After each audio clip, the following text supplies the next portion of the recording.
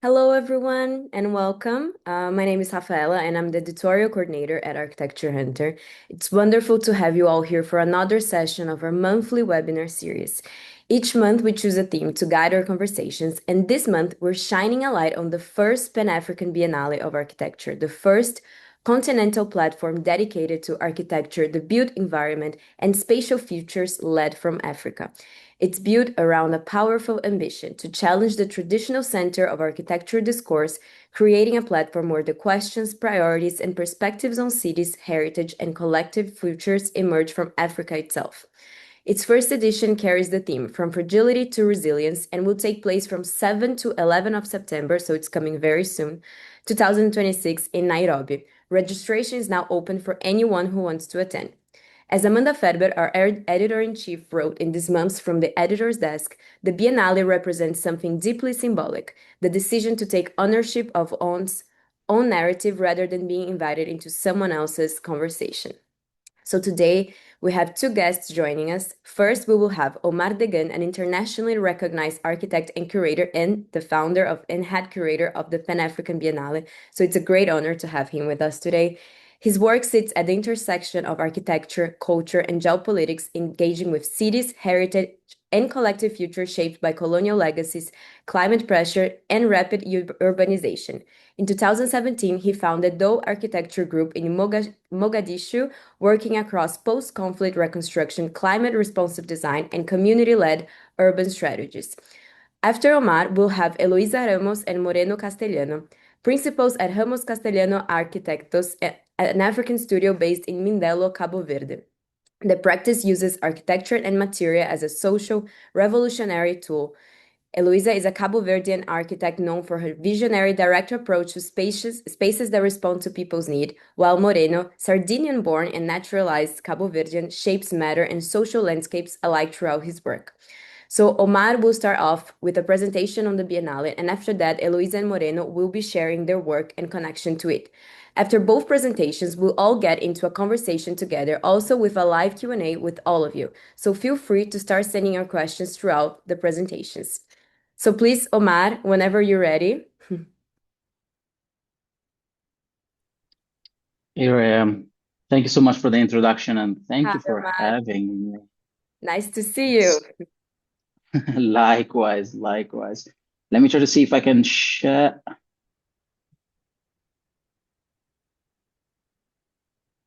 I'm not allowed to share.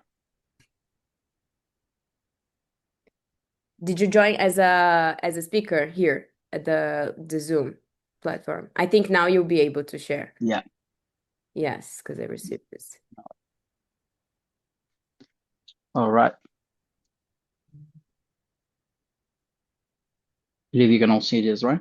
Yes, we can see the screen. Okay, fantastic. Well, I'm gonna try to be quick and not too long with what we have to discuss. Once again, thank you so much for the introduction, and it's an absolute pleasure to be in here. So I wanted to start, obviously, I'm here to present a bit the Biennale, but can't do that without having a bit of introduction and framing a bit the why and what is the context that we exercise around this new institution that we're building. I want to start to a couple of statements which hopefully will challenge your perception of things, and is also kind of in line with the curatorial framework that I defined in the past year or so. So Africa was always the center. The world just forgot it, or perhaps only pretended to. And why am I saying that? Because I think in now 2026 we live in a world that is polarized, globalized, with a lot of challenges, but also opportunities. But it's important also to remind certain things, especially when we frame the continent of Africa and everything that is happening around. And why I'm saying that the word I will say probably forgot about the center that was the continent. Well, if we go back to the scramble of Africa, how it is defined, and I know it's pretty far behind, but it's settled the kind of the history of this presentation. And when we start in 1884 in Berlin, the European nations decided to divide as a piece of cake, as you can see in here from the slide that represent the Rhodes Colossus, dividing the continent of Africa. And as I said in here, like 10% of the continent was formerly under colonial and European control in 1817, but then by 1914, the figure rise exponentially to 90%. Why is that? Because we tend to have this understanding of the story starting with the colonialism, and in fact, actually the first, if we want, colonial settlement from the Europeans is started in Seto in 1415, and of course I'm not taking under consideration all the different historical stratifications from the Roman Empire, the Greeks, and Phoenix, and so forward. But why is this extremely important? Because we tend, even when we discuss, referring and framing Africa always around the colonial time, and I wanted to frame this around this particular date, 1415, especially even considering that nowadays, according to the journals around the world, is another hotspot of discussion once again. But this is kind of like partially irrelevant for the story that I'm trying to tell you today, because yes, this is a chapter of the story, but it's a chapter of a very long book. And I wanted to do one step back. But before that, it's important also to understand a bit the temporal mass of European colonization in Africa.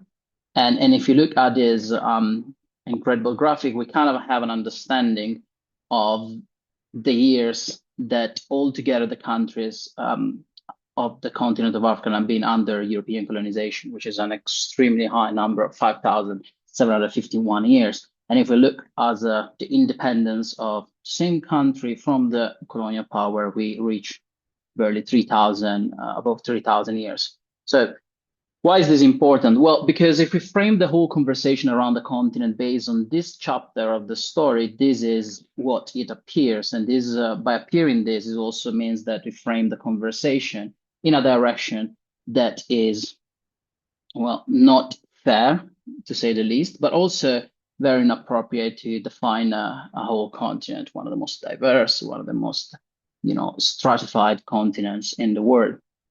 So, as I said, this is just like a chapter of the story, and I wanted to do one step back to understand that this is not the whole story. But if we take under consideration Ibn Battuta, for the one of you that don't know, was a Moroccan explorer born in Tanger in 1325, which is almost a century before the colonization of Seto, and then the beginning of the scramble of Africa and so forward, right? And I know that most of you, if not all of you, know the famous Marco Polo and the travelers, the work through the Silk Road, and somehow connected with trade, the East and the West. But nevertheless, Ibn Battuta is much more extraordinary in that sense. And what he says, because he created an extremely intense journal of his travels and leaving track of how was the world back then, but also particularly for this conversation, how was the continent back then?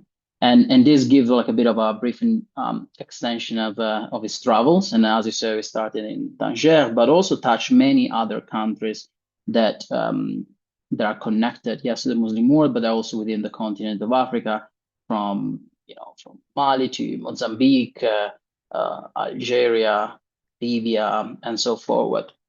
But why I'm sharing that? Well, because if we consider that the story dictated by what the book said on the portion of colonization, all of this become irrelevant. Well, in reality, has an extremely relevance for my whole discourse, for the whole creation of the Pan-African Biennale. And why is that? I want to use a case study to give you a bit the extension of the impact of this conversation and how the two things reflected between the story that has been told by the colonial powers and the actual part of the story, using one of the cases of the most fragile cities, which is one of the ones that I know the most as well, which is the case of Mogadishu. Ibn Battuta, during his travel, went to Mogadishu in 1331, and is a town described by him as with an enormous size, with inhabitants that are rich and wealthy, very welcoming, and so forward. And why is this important? Well, because this is what Ibn Battuta wrote on his journal.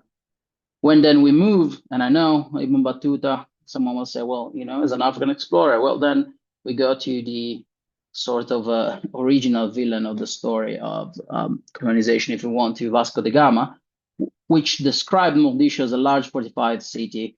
And to add a bit of a layer on this story, he actually even didn't stop there because he was pushed away by the army of the city of Mogadishu.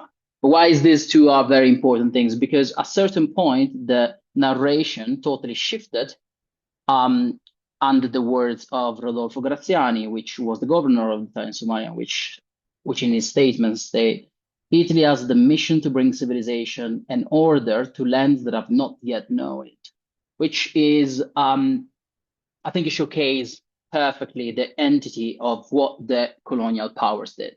Reshape the story, change the narration of it, and frame that entirely different. And as you saw from the dating year, we're talking around 300 years after the arrival of Ibn Battuta and his travels. Well, and why this? This is just like the beginning of many stories that are being reshaped, right? Benin City is one of the biggest cases that I think everyone knows about, the Benin Bronze, owned by the British Museum. And if the continent of Africa was as defined by most of the colonial power, uncivilized, underdeveloped, and so forward, then this doesn't really justify why some of these incredible pieces of crushed paper ended up in museums around the world, from the British Museum to the Met and so forward, which again showcase what happened in terms of who narrated the story, how the story has been narrated, and how much the track has been changed of what actually was. And if this wasn't enough, I'm not in here to talk about restitution, reparation, or anything like that. But I just wanted to tell that together with artifacts, also a big track of what is the history of architecture, if you want to, has been erased. And the case of Benin Walled City is one of those, which was entirely destroyed by the British forces, but also is one of those cases which explain how intensive and extraordinary was some of the urbanizations around the continent. Well, all of this to say that if Africa was the cradle of life, as I think no one can point against, then architecture was the first languages of existence, as shelter is one of the first needs of human being. Why is this important? Well, because we have tracks of extraordinary architecture around the continent that then has been translated sometimes into symptoms of underdeveloped nations, if not in some cases totally neglected. And I want to just like to stop a second in here on this particular photos, which is the Star on Tunisia, because yes, it's a vernacular architecture. We are in Tunisia, it's one of those considering vernacular architecture of the continent of Africa. Nevertheless, this was also the set of the famous Star Wars movie. So I feel pretty comfortable to say that Africa was in the future before the future even came. And this is the same for different kind of way of approaching architecture, from the nomadic architecture of the Horn of Africa, but also the desert, and some of the greatest examples of earth architecture, like the Great Mosque of John in Mali. All of this to simply state that the continent as a variation is an extremely diverse place. We have different climate zones, above like 2,000 ethnic groups, languages, and so forward. So it is one, if not the most diverse continent on Earth. What always to say that does African architecture exist? Well, this is a question that I place to you all to define and eventually decide for yourself, because it's also like one of those places, the continent of Africa, where everything tends to be placed into one box. And this is, again, one of those sort of heritage that we get from the colonial powers, and the way that the continent has been defined, written, shared with the generations during the span of 200 years and above.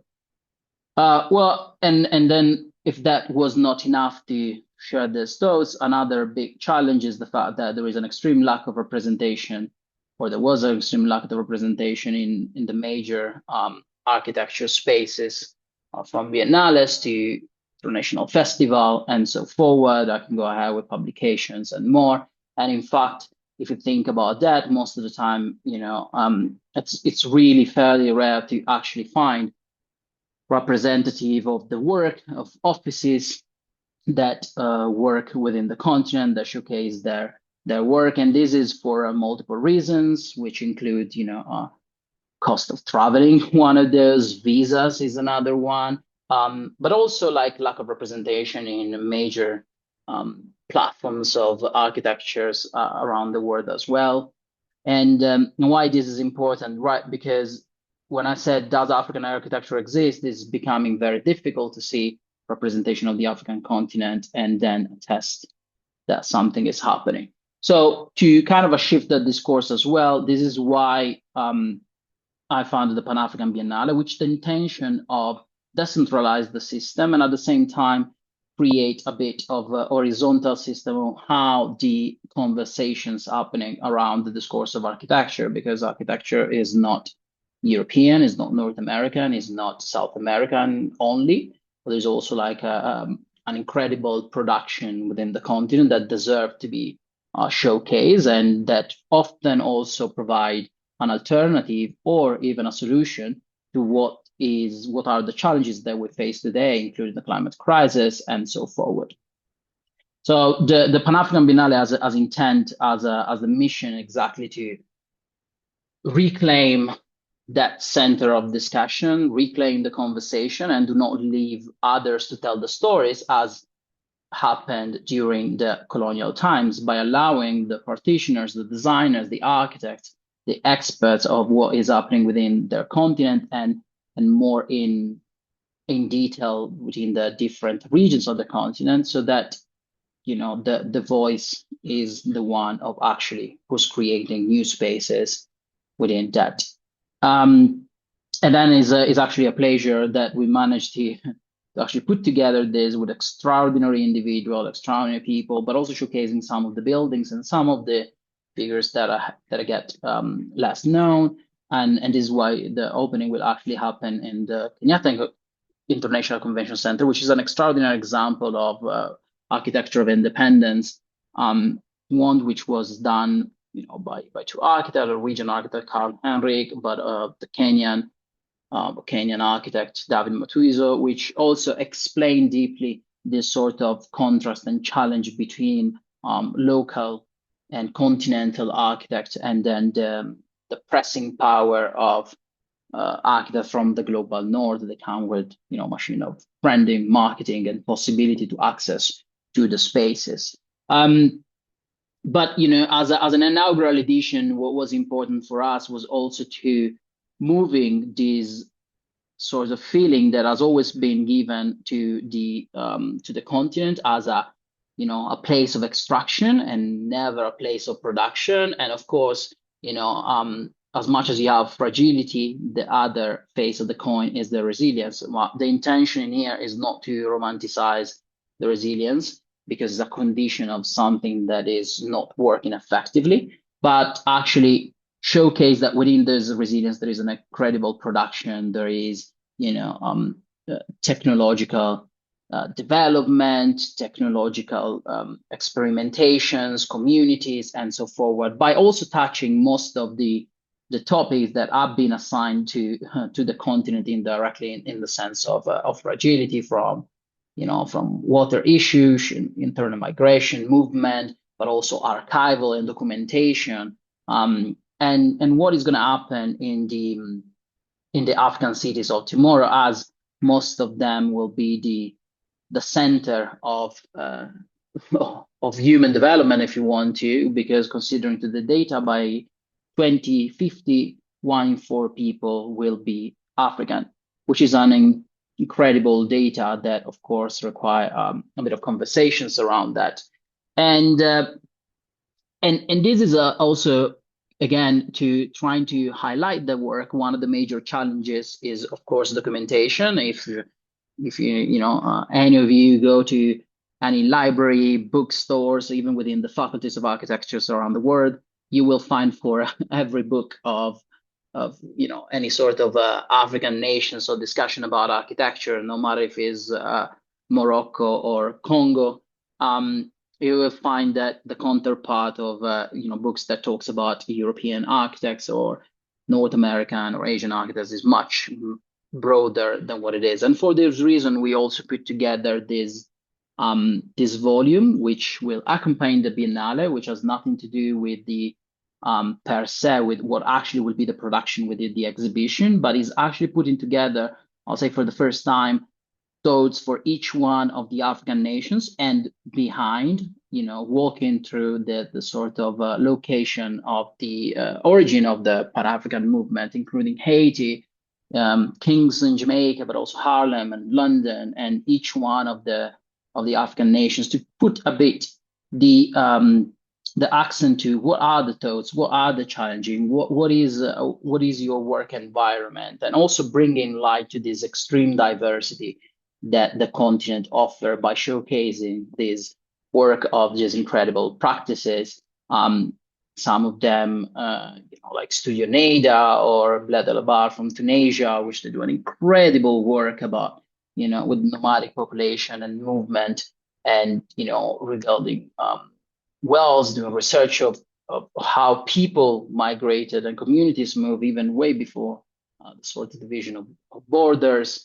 And we move like with Ras, with Rahel in Ethiopia, and then of course we have in here with us today the extraordinary Ramos Castellano Architects, which are like incredible.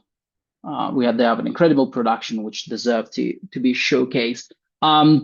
These are some of the names. This is some of the offices that will come from these nations, and of course some are more known, but they're also like places where usually don't get any sort of space, from South Sudan to Gambia, Botswana, and so forward. And there are much more, but and this really is a moment to showcase the actual existence of architectural production within the continent, and reclaiming that center that has been since colonial times moved outside the continent itself, with the city of Nairobi and the practices working as a collective space of showcasing production. So not an office for Kenya, but actually like a broader engagement and open cities with some extraordinary offices of architecture like Studiopropolis, Bouquet Bureau, and many more.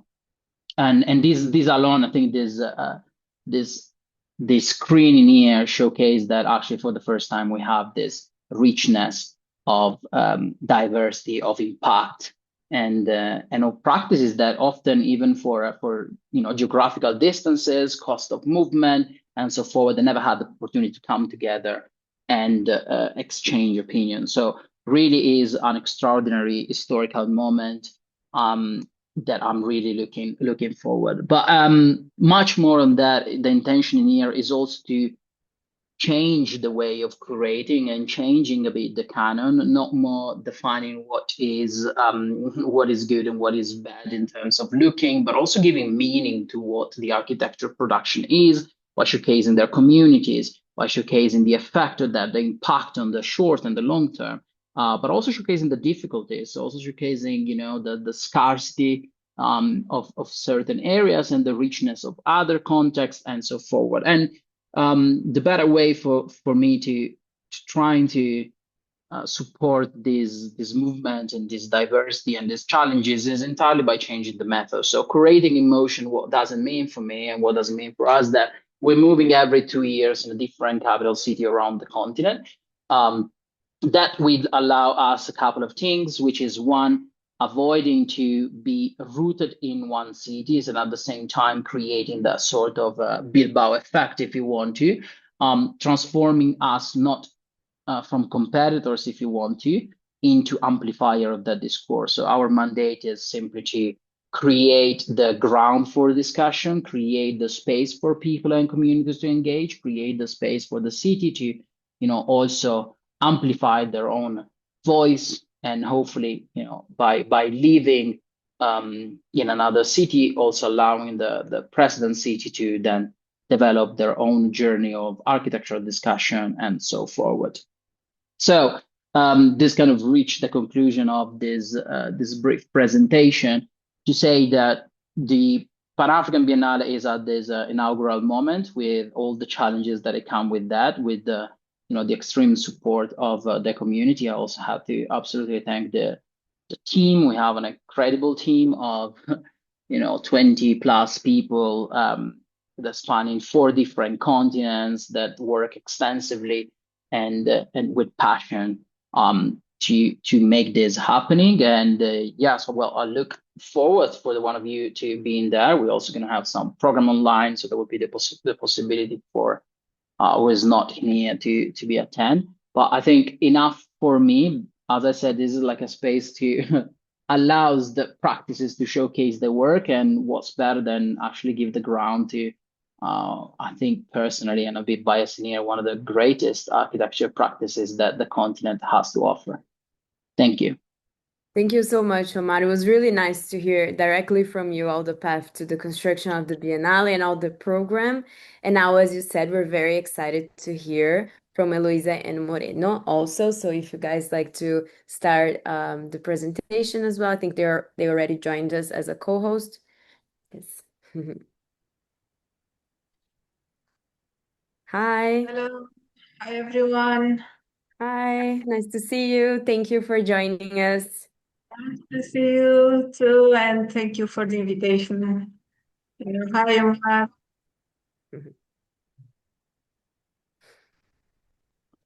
Okay, we have to share Yes, our screen. I will send out a request. If you got it. I think so. Let me check.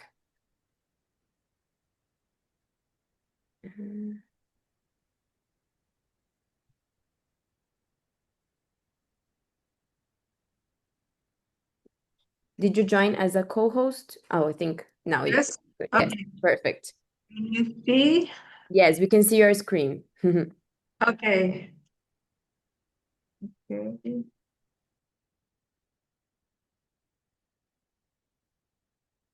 Over. Okay. So here we have a little picture of Cabo Verde, a small archipelago in the Atlantic of the West. We are 10 islands connected for 20 years.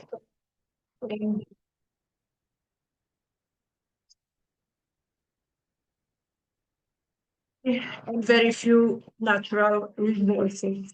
And our practice is in mineral. So everything has to reach us here. Most like by ships, container, barrels. Here we have these little pictures that can to see a little about the materials that we can find in the islands. And also I would like to speak a little about scarcity that is not is only one manifestation of a much broader condition. Leads us to autonomy, transformation, circulation of materials, distance from center of production,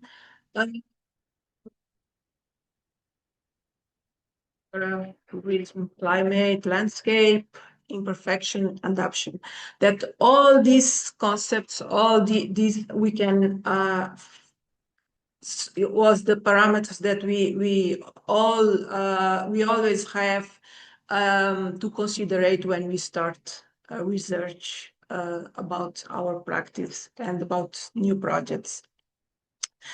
So, like I said, this is not themes that we decide to investigate. They are simply the conditions that we found.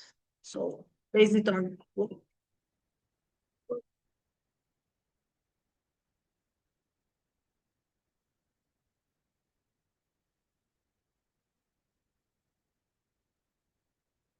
the system of architecture production. To create an architecture, you have to look around. You have to set every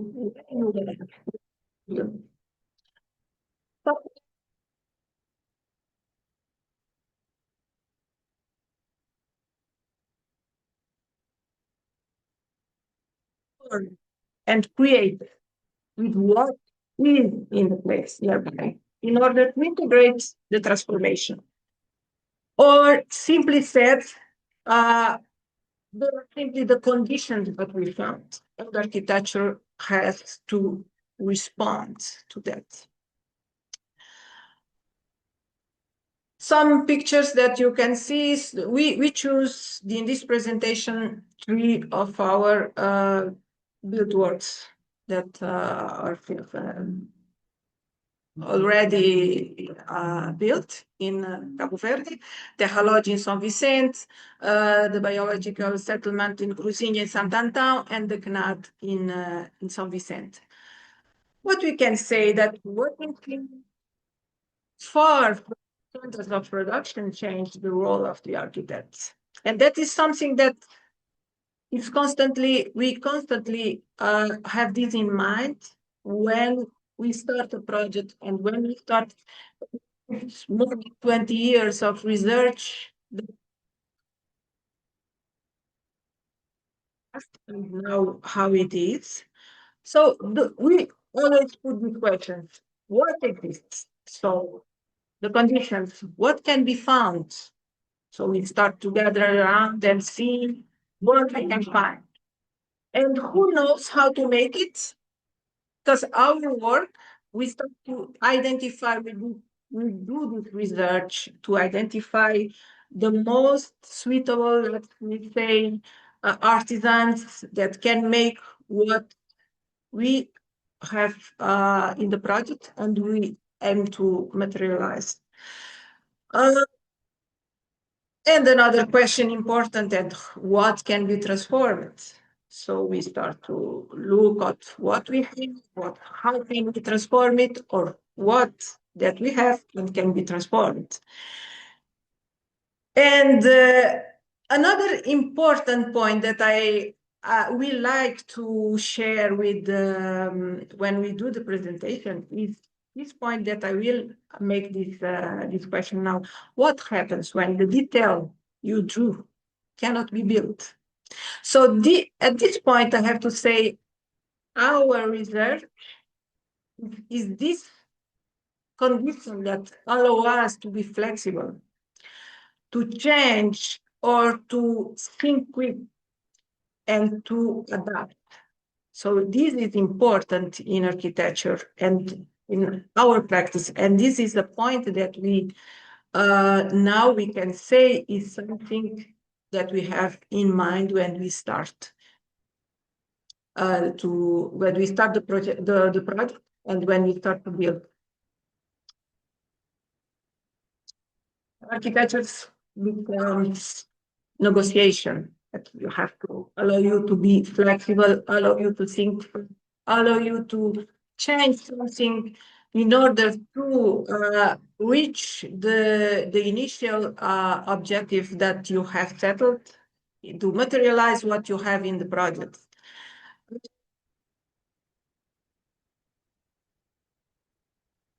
That abundance would never have produced it. Because when you have to deal with this game of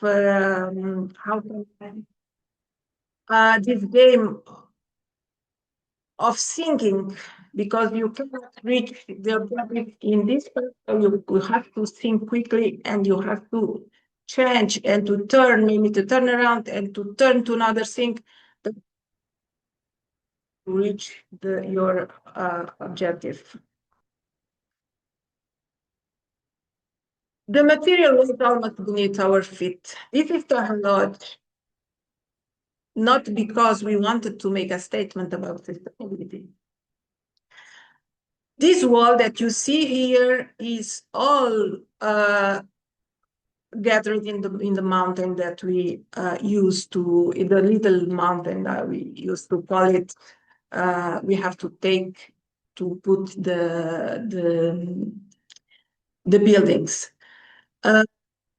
So in this sense, we say that the imperfection, they remain visible because we don't want to cover it. We want to integrate it. The knot that is covered, this skin that is covered by lids, the barrel lids. When we start the project, we put this question: how do you make a contemporary institution in Cabo Verde?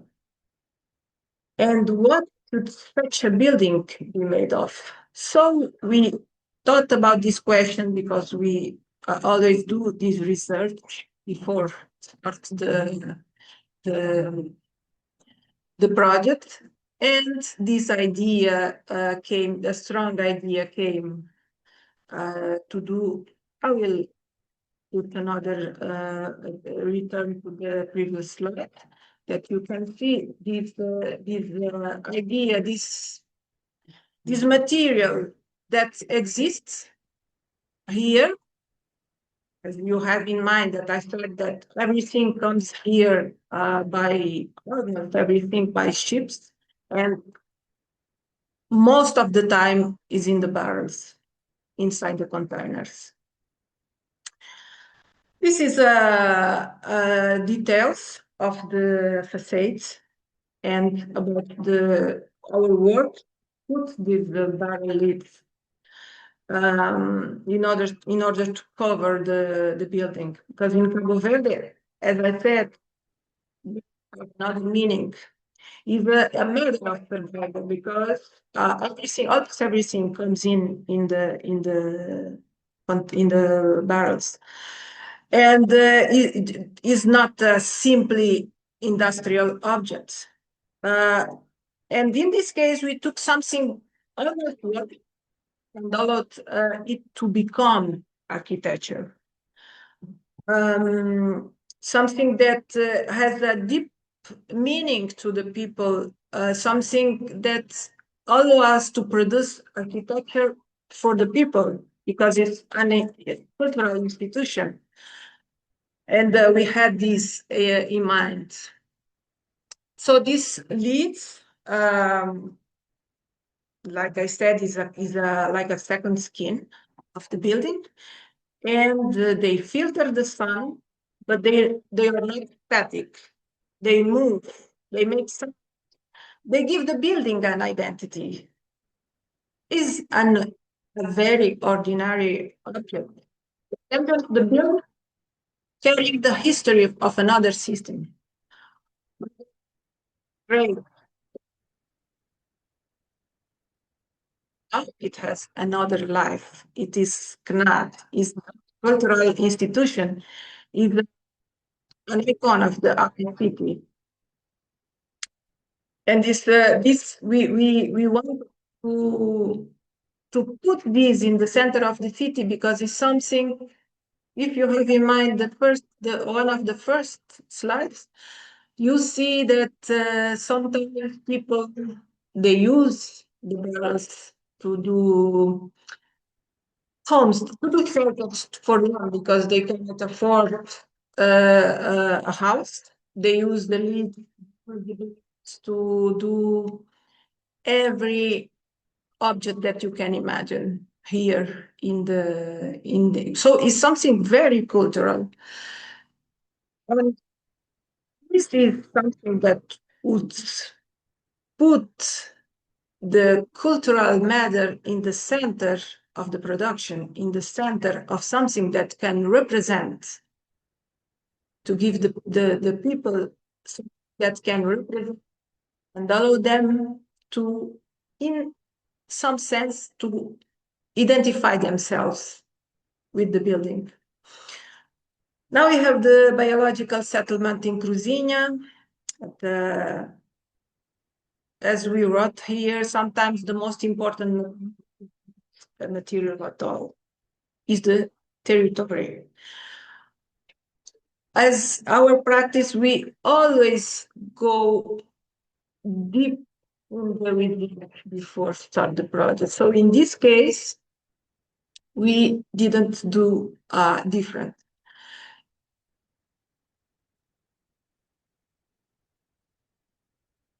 In a sense, because we know deeply the territory, but we even slept there in order to acquire this meaning, knowledge about the territory before start to put the houses in the point that would not be affected by the rocks that sometimes they fall, won't be affected by the wind, or at least affected in the minimum sense.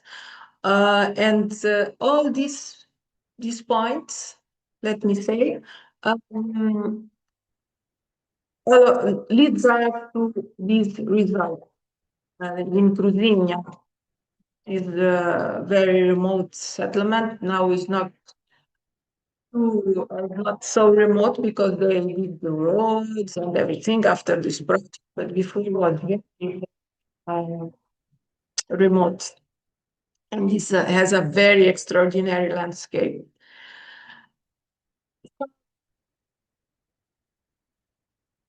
Conditions that I was talking, the traditional architecture, the human beings, the man that are building the walls in Cruzinha, in the biological settlement, walls with the rocks that came from the Ribeira,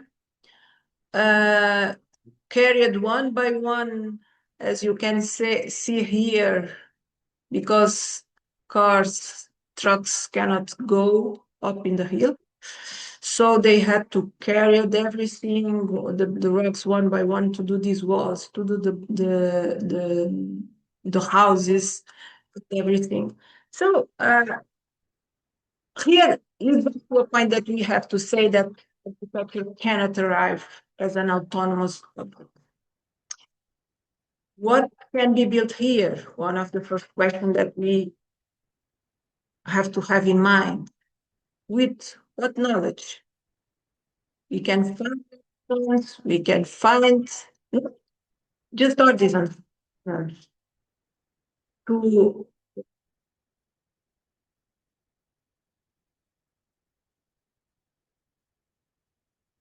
resource.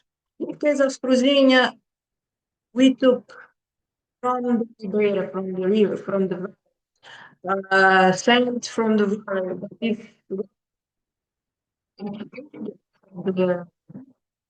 like a river passing and after when it remains the rocks. You can take it because next year will be the same. They will come.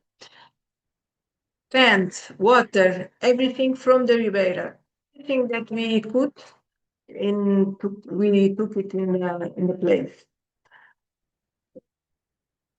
At this point, I have to mention this important question. What should not be built?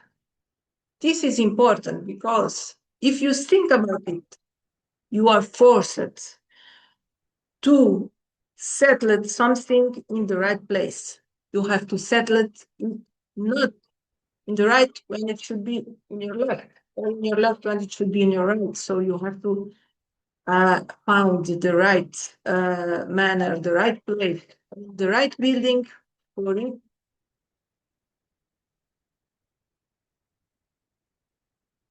We don't believe that architecture needs to romanticize scarcity. It's not our point.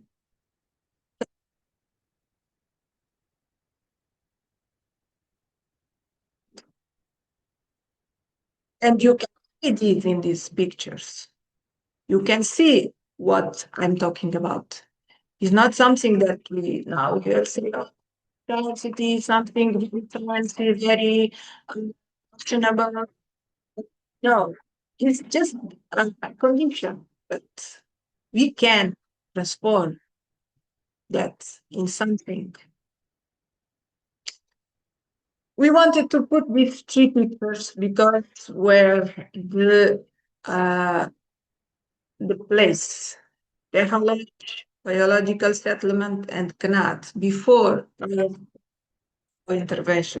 And if you remember this was here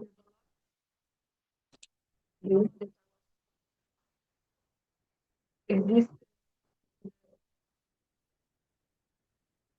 put the buildings, as well as Cruzinia was something like that. And architecture is produced wherever someone looks carefully at the condition in front of them and transform those conditions into possibility. So perhaps Cabo not reframing as it seems. Perhaps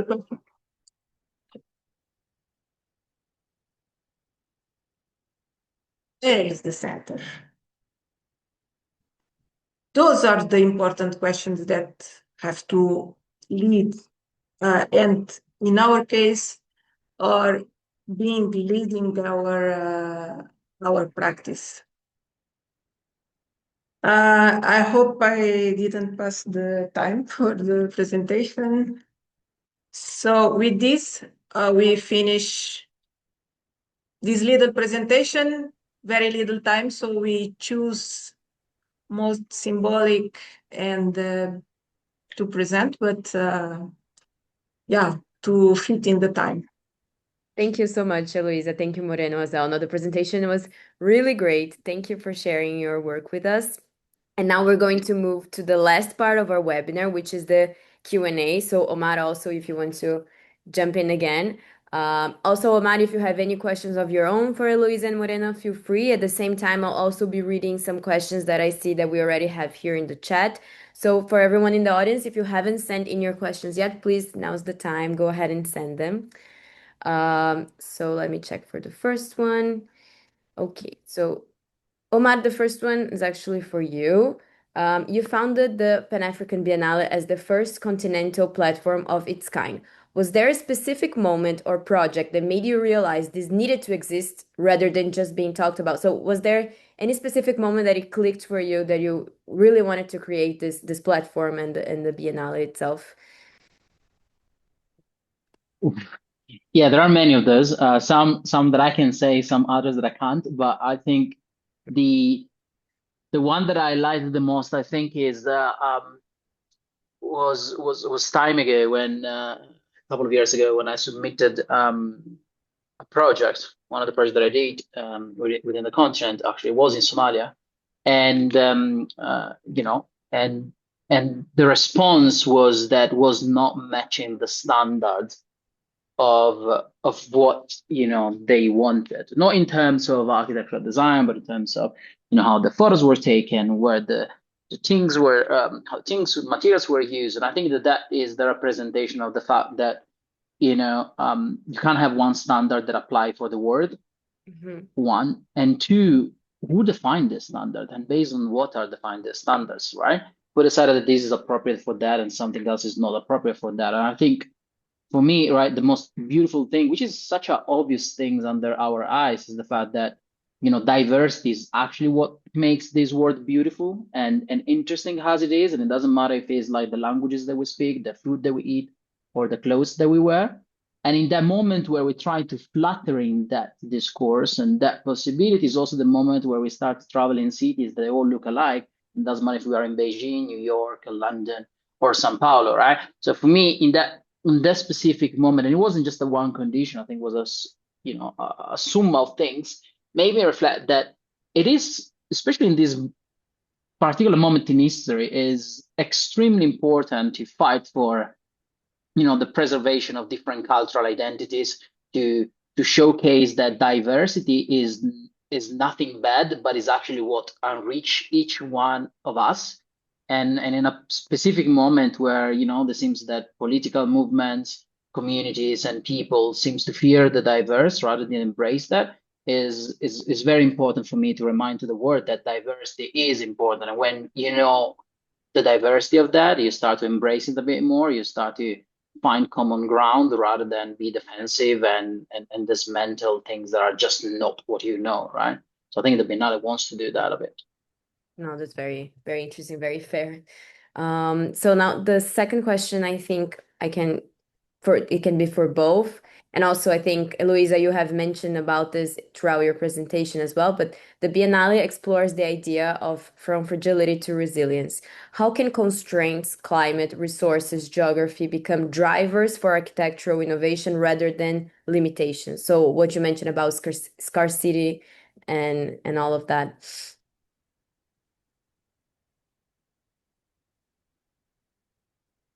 I think Eloisa, Eloisa, you're on mute. you're muted.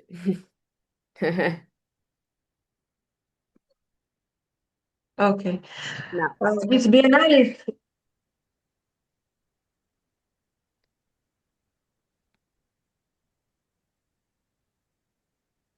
we can't hear you.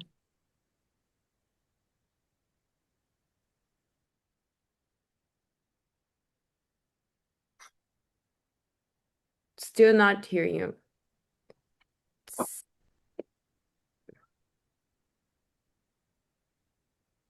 something should Now, happen.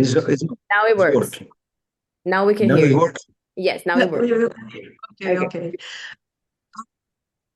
This internet has a little delay. Yeah. And so I was saying that this Biennale, this Pan-African Biennale, is very important. There is a great opportunity for display the work, for display these conditions that I was talking about, this scarcity, that it's not, like I said before, it's not something that we have to look at in a negative perspective, and we can look at it in a positive clue, let me say, because it's something that's leads to flexibility, to your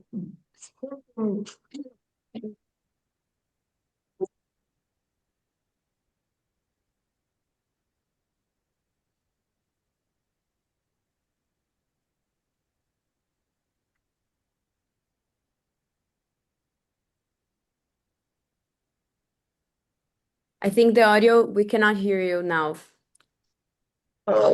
Now, yes. Sometime. Okay, now we can hear you.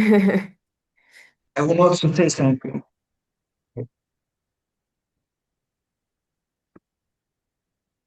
Moreno, we can't hear you. Yes, we cannot hear you now. It's going back and forth. Sometimes it's the internet. Maybe it's in the ear, so sometimes the internet changes the intensity. Now we can hear you, but when you started Now, speaking, we could. you hear them. I can hear you now. Yes. If you want to say, Moreno. Yes, I was saying that the concept and the perception of abundance and the scarcity change in time, and something that maybe you could have in abundance now and is not evaluated as something precious, maybe in the changing time, this of things that you consider not important. What I'm talking about is the desert is scarce in water, but is rich in sand. So this conception of the scarcity and abundance always depend on the point of view that you have when you watch something. This also depends on something that we are doing. We use a material that is not considered precious, the glass, for example. That the perception of preciosity, of richness of a material is done most of the time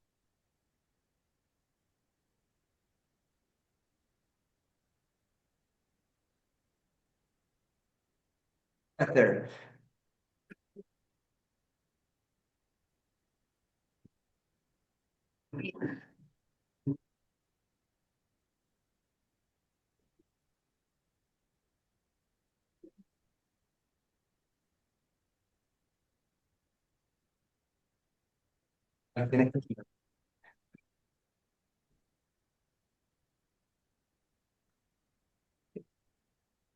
Thank you. Do you want to say something about this question, Omar, also about the limits, actually the all of these constraints, but how it can become innovation rather than limitations as well? Well, look, a couple of things. First of all, I know that we couldn't hear all of the conversation that Moreno and Eloisa said because the internet was bad, which then add a layer of curiosity. So I'm inviting you all to check their project properly because all of these things related to scarcity, material, and so forward will be highlighted in there. They wrote an amazing piece. So, sometimes the good thing is that architecture speak a different language of the verbal one. So we should be able to manage that. I don't know if you hear me too. Now I have the doubt that you can't hear me too, but I can hear okay, you, that's good Omar. I can hear you because I good. saw everyone froze, but that's the thing. So yeah, so let's see the one of scarcity is it's an interesting topic, right? I think we reach such a technological and advanced level in the world where everything become so obvious, so easy, so comfortable, so industrialized that we kind of forget what actually means to works with craftsmanship, with in symbiosis with what surround us, with um, not even I'm not even talking about because when we refer to limited materials, sometimes we're just referring to not having access to the important materials, right? And when we're referring to the imported materials, that of course some regions have scarcity on that. But when actually we talk about the architecture in place, so the architecture of our environment and our surrounding, that is not anymore a scarce architecture. That actually become a rich architecture. So an architecture where you have the community, where you have the local craftsmen, where you can get the materials in there. So this duality between scarcity and richness of places is also one of those things that needs to be reshaped and needs to be redefined. And I think a great example is earth architecture, if you want to, where everyone has a soil and but then we tend to use metal construction. So uh, I think it is important to kind of differentiate it with other things and stop having this mentality, I guess, of even include myself of scarcity versus access. So I think architects will work better in situation of scarcity where you have to actually design things and not everything is just I call the company. But yeah, so hopefully a lot of this will be highlighted too.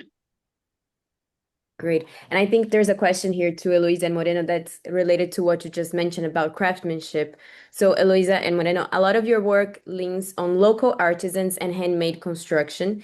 As Cabo Verde changes and more industrial materials become available, how do you decide when it's still worth doing something the harder, slower way with the craftsmanship or using these new materials and new forms that have been coming to the country?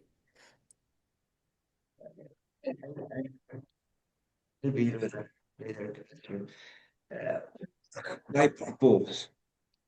So when we make a project, we always add this item in our mind that is very clear. Which is the purpose of this building? Why we are doing this building? What we do with this building? So every solution, every material that we find,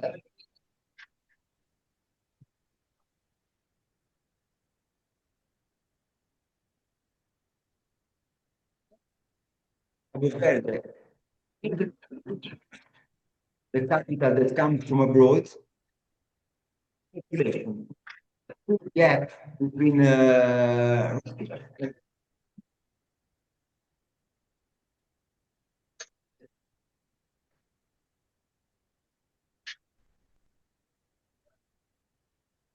right. We think which is the best manner to take this capital and distribute to more people as possible. And Mhm, this puts it to the solutions, not the inverse. So mhm. that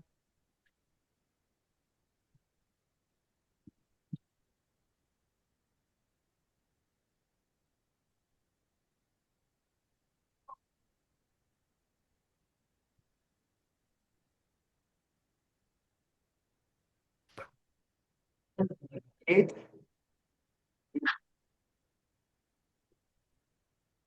Right.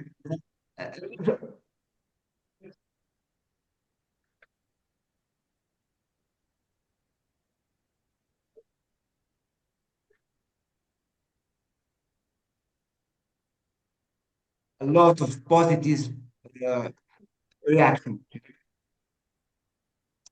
And here in Cabo Verde, is a very precious asset. Let me say this in this way. And in our work, we try to integrate it as much as possible, as Moreno said, to distribute the money more possible in the urban issue, in the workers, and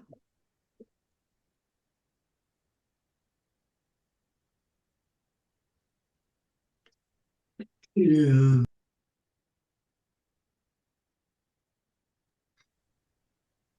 available here. And you can find very good artisans because of our condition, of our insular conditions. You have to learn how to fix things. You have to this you have to integrate this condition in your life in order to survive. So it's a matter of survival. So you have to integrate this, and this is something for some has been this country and is in your mind. Uh,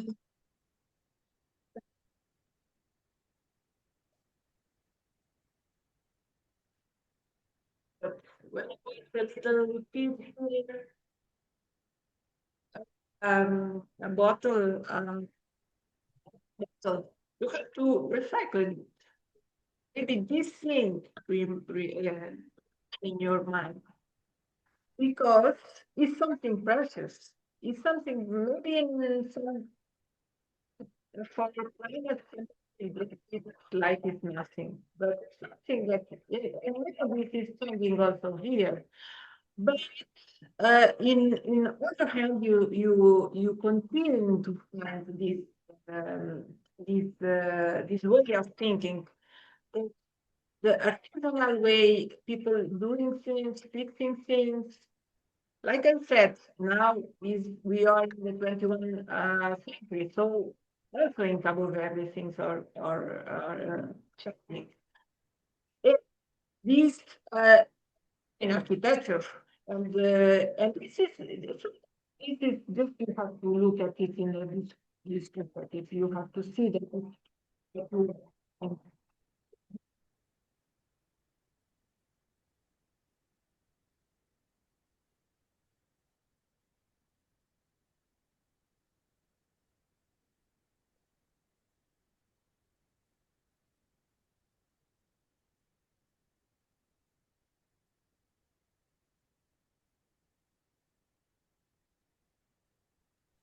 Thank you. Now, Omar, we have a question for you about the exhibition. This is very interesting. How can the Biennale move beyond exhibition and become a real catalyst for real projects connecting African architects and designers with developers, governments, and investors so that the ideas presented here actually shape the cities being built across the continent? I was waiting for a difficult question. So one thing, I guess, that actually the exhibition is the less relevant part of this first edition, to be honest. I think for too long, the exhibition have been framed the work of architect in abstractions that are very complicated and hard to understand. And I'm talking for myself, finding myself going often to exhibition, not understand the actual practicality of things that are happening in there, which I think created these disconnections between the work of an architect and the rest of the communities, including, as I mentioned here, investors and people at large, right? So we do have actually during the week an extensive programs of talk, conversations, workshop to do things with your hands as well, and learning construction practices. Behind that, there were a couple of conversation about questions. So I can just frame a couple of them in one response, which is one, what is going to happen at the exhibition. So I am fully aware of the fact that it's difficult to travel to Africa. It's difficult to travel within Africa. It's much more complicated. It's actually much more easier to travel from Vancouver to Nairobi than it is from Cape Verde to Nairobi. So one of the missions that we do have actually for 2027 is to bring the exhibition around the world in some extent. We have places and cities where they'll travel around, and hopefully, we will make it happen in Brazil as well.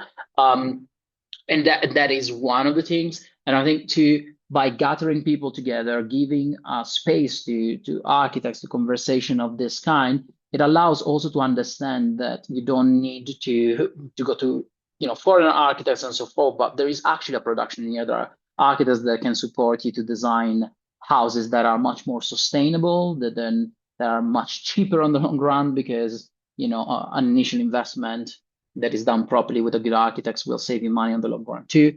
I think that is an important matter, right? Also getting close again, architects, and this is like my opinion, we kind of lost a lot of ground in the past 35 years compared to other professions. And I mentioned developers, construction company, and so forward, and architects become lower in impact and leverage. And then we become almost a profession where people see that as a luxury good, in that sense, something expensive to go. But I think Africa, in that sense, offer an extraordinary opportunity to reshift that discourse, where architects there actually become an important part of the future development of cities or rural areas and so forward. So the Biennale wants to do that, and by engaging with the different cities, that is one. Extensively working also with publications that are not, and I repeat, are not directed to architects alone. Actually, this first publication is extremely approachable for everyone that is not an architect. There is very little of architecture in the sense that people expect in that. And I think that is a couple of things that will work. What is going to happen with the impact in the next edition, I think, is it would be interesting. We are 18 months young, so in 18 months we managed to create this sort of reclaiming movement, if you want to, which allows people of the caliber of Ramos Castellano here to be part of this and helping supporting what is the actually broader vision of what the continent is. This one. But I also wanted to say, for the people that were asking, we're out of Africa, a lot of the work will also be shared outside the continent, because Africa, there is an Africa that is within the geography of Africa, but there is an Africa that is outside the geography of Africa. I think Brazil is the biggest example of Africa outside the geography of Africa, but there is Africa in Italy, there's Africa in UK and in North America and so forward. So we wanted to showcase that, and I'm hoping maybe a bit in a utopian way that by sharing all of this, we also reduce other impacts that are more political, from racism, intolerance, because most of them are run by lack of knowledge, right? So in the moment where you give the opportunity to people to do that, hopefully that will reduce. But yeah, so that's kind of what it is, I imagine. Yes. Thank you, Omar, for the amazing answer for the question. And I have another one here from Simon or Simon. I don't know how to pronounce it specifically, but he said, really happy to see this Biennale taking place in Nairobi, both as a Nairobi resident and as a practitioner. African contexts are incredibly diverse and rich, yet there also seems to be a shared community of challenges and experiences across the continent. For the organizers, how do you see the Biennale helping to active more peer-to-peer learning between countries, cities, and practitioners across Africa? So I believe it kind of relates to what you were mentioning also, because there is a difficulty in even traveling inside Africa. So how does it happen when it comes to the practices? How can the countries relate more and engage more together? Well, so there are a couple of things. Obviously, this has been it is a very complicated thing, and we played the game with a very low budget, which doesn't allow us to do everything that we want in that sense. But I think one of the major things that it happens within the continent is that actually partitioners don't meet each other, right? Exactly for this difficult. And the spaces together are very limited. And when it happened in other places, right? So I would say that the vast majority of the architecture offices that we selected, they don't even know each other. Even the one that are neighborhood country in an extent, right? So I'm really hoping that with time this will create a network of architects, like, that can come together, can support each other, can also, have a sort of front line towards hyper development and all of the discussion, right? Because I think obviously when you feel alone and you're alone in a journey, you become much more weaker than when you are surrounded by people that can support you, but also creating design synergies, intellectual discourses, and really just have like a comfortable space with not those limits and boundaries that I often get assigned when you go in places where you don't feel that you belong or where you don't feel that your work belong, are extremely important. So we're gonna have like a moment that is entirely dedicated to the architects in here, but each one of these practices has also been selected because of their ethic, their view of the world, their approach with their communities. We spent a lot of time, around 8 months, to contact people around the continent in the most diverse and incredible way, from calling friends, cousins, and aunties, getting phone numbers, and doing everything possible to reach people, but also and this was a very important process because I think someone asked it otherwise. We did an extensive number of hours of Zoom and conversation, went through the projects, understanding of the practices, but also, the project and design are very diverse. So for us, there was not really, there is a whole world of architecture that is not what we think about architecture. There is the architectural movement of transformations of communities, something that is not static as well. There's a written architectural thing. So we're trying to put all of that together. But then again, just to go back to this, is because the practices that we selected are extremely bottom up and human in that sense, and human centric, if you want. The hope is that each edition will increase the number, because the policies that we have in here indirectly is that each one lift one. So, I'm hoping that next time, Eloisa and Moreno will find some new emerging architect from Cape Verde that needs a space in that and supporting them in the journey. So from having one practice to Cape Verde, maybe in 3 editions we will have 5 of them, right? So, and if that become for each one of the nations of the continent, then you do have a big movement of architects and intellectuals and thinkers that do not need to go to Europe to showcase their work, but they will invite Europe to actually come and understanding why they're doing incredible work. Perfect. And there's an interesting question here. She said, a lot of people watching, this could be both for Omar and Eloisa and Moreno also, if you want to give your input. A lot of people watching this webinar are outside of the African continent.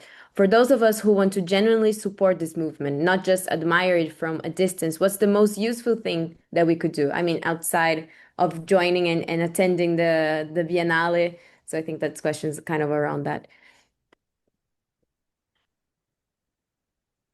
I leave this to Moreno and Luis to tell me what they think. Yeah, first of all, is process initiative. So I hope that the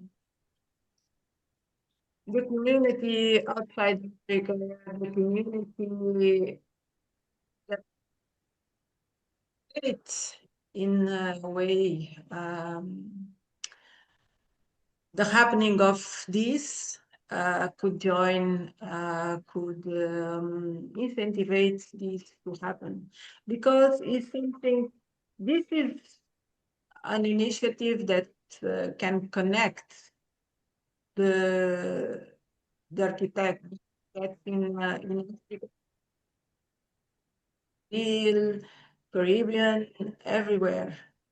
this initiative is something that, like I said, is something precious, and I hope that the outside community, they can see this as something that they have to support, because for much more time, let's say, the fact that you enter doesn't prove that you belong to the space. And now you have the opportunity to showcase your work, to be heard, to show your voice. And this is something that I think, to be fair, if the outside community have to support this initiative, have to come along with this Pan-African Biennale, and the fact that together, that I believe is something not easy because of the condition he mentioned before. And yeah, this is something that the community has to appreciate this and support this. And I think that one manner to promote this Biennale and all the people that collaborate to organize it and to realize it, materialize it, is to share it, to let us people know that there is a part of the world that needs to be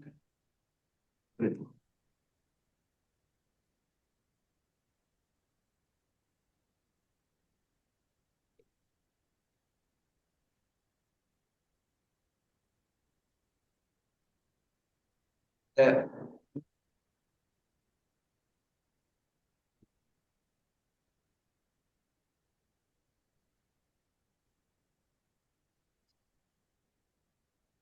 we will have to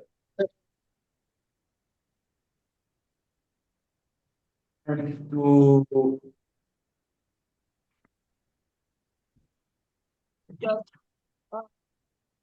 lead, we lead the inside community to know better the inside community, the African,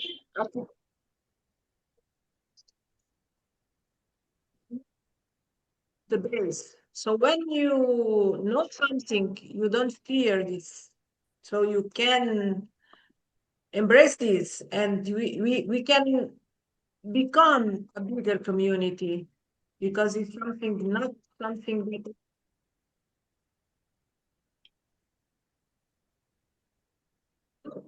no, incentivize this community to play, build, to support this initiative, because it's very precious, something that aims to connect, something that didn't find maybe the right path to be connected. And this is a very good opportunity, and to show, to be heard, and is something that could bring together, not to separate. Perfect. I don't know, Omar, if you want to also elaborate on that. Well, I think they highlighted the most, right? I think Mm. in the moment where you spread voices, you create the spaces. Like, I mean, space are taken within rooms, but you also can create, right? If you are a professor of architecture in a university and you teach, you can start to add in your curriculum some of the practitioners, some of the architects that produce work in other places.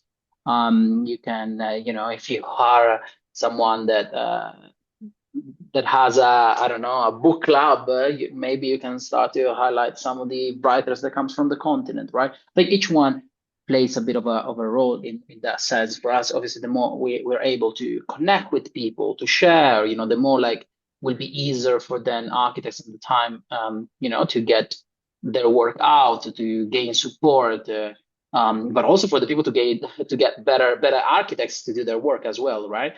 So there is a given and taken in that sense, and I think that I firmly believe in the future we will not see European architects only to have bigger commissions around the world, but we'll see like a lot of architects coming from the continent sharing the good practices of community and materiality and lower carbon emissions in design and so forward. So that is an important part. I think sharing, and I think that the biggest part this was for me actually when I started to organize that and create was to acknowledge my own ignorance and trying to work towards that. Start thinking that I don't know much of this, so sometimes it's important to just shut up and listen and just learn from other practices to then elaborate and reading more and trying. Just because you don't find information immediately doesn't mean that the informations are not in there. Just because you don't find immediately certain architects doesn't mean they do not exist. All right. So I think ignoring what is happening, especially in 2026, is not a justification to not want to learn and finding the informations, right? Internet, I think, democratize a bit the access to the informations, but we still need to do our own part to actually learn how to find those informations and how to decode what we get, right? I think this is even important.